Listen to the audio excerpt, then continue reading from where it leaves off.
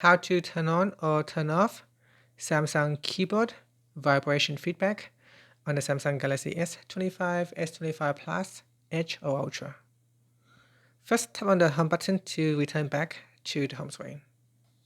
Now from the home screen, swipe down at the top to open up Quick Settings.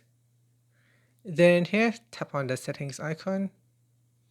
After that, we then scroll down and tap on sounds and vibration. From here, scroll down, then tap on system vibration. From this page, go to the vibration feedback section and tap on Samsung keyboard toggle button.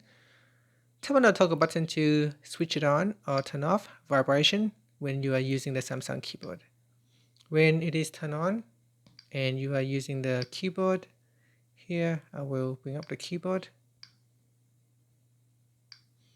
And when you type on something, it will vibrate. So here, when I start to type on the keyboard, the phone will start vibrating. So if you don't like the vibrations, simply just tap on this toggle button to switch off vibration for the Samsung keyboard. And that's it. Finally, tap on the home button to return back to the home screen. Thank you for watching this video. If you find it helpful, please like and subscribe to my channel for more videos.